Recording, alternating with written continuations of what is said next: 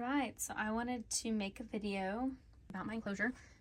This is just going to be a general review about enclosures and the ones that I do and don't like and why. So this one will be in the description below on the link on Amazon, where I got it, how much it was, the dimensions, everything. So, and my Brazilian black is in here. Her name is Feyre. She's awesome. So I just redid her enclosure, and this one is the BETAZOOER Reptile terrarium breeding tank. It is acrylic, and this is the small size at 11 inches across and 6 inches up.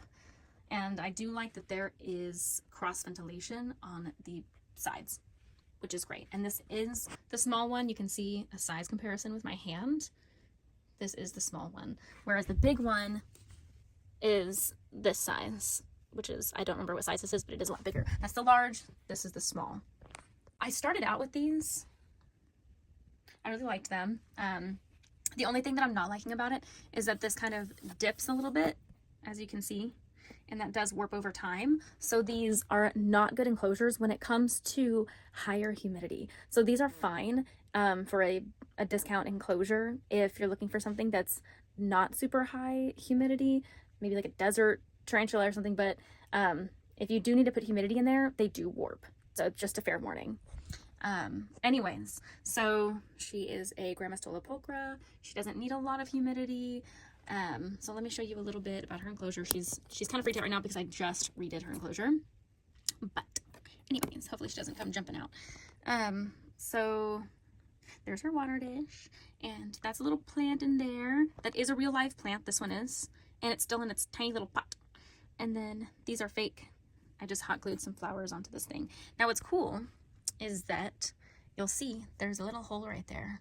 I designed a structure for her because I noticed she was always burrowing in a very small spot, right? So what I did was I made a second layer down here.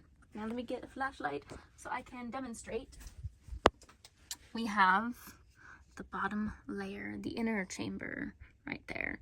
So you can see I just used a piece of cardboard box. It's pretty stable, and because it's not high humidity, I don't have to worry about it molding or rotting away or anything like that. But I just cut out some cardboard box and made a little table out of it by folding the ends. And then I put a paper towel roller in there. I cut it that's about a quarter of the way down. Stuck that in there, so now she has like a little slidey tube.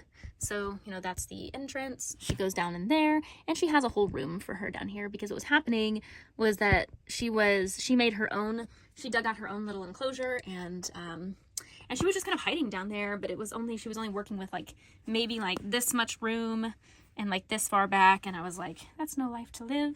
So I basically made the same thing. So she's got a two-floor system going on here, which I think looks really cool as well. I really like the look of it, and I'm so excited for her to figure out that she does have this bottom second floor right here. So just wanted to review that one first. I think this is a good budget enclosure for people who just you know, they have a desert tarantula, beginner tarantula, and they needed something like this. So I could show you the other ones real quick on the same exact brand and why I don't like it, so I might show you that real quick. Let me just add in there. So we have, this is my Goliath pink toe. She's a good one. So this one, again, it's warping, right? So it just warps right there. There she is. That is 3D printed skull, pretty cool. But yeah, so it does warp. And this one as well, this one warps. I think this is a different brand. But this one, she needs higher humidity as well, and it's definitely warping. So I can't remember what brand that is though, but I'll have to figure it out. This one, I really like her enclosure too. She has buried herself in there, but that is also a chamber that I dug deep in there for her to go into.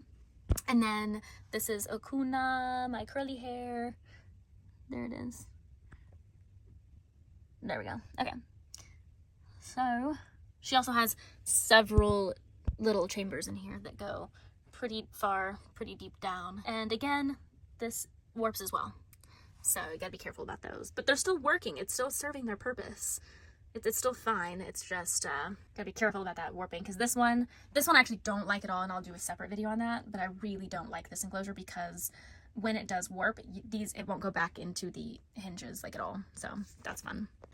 Anyways, thank you for watching my video, and stay tuned for some more because I will keep on reviewing.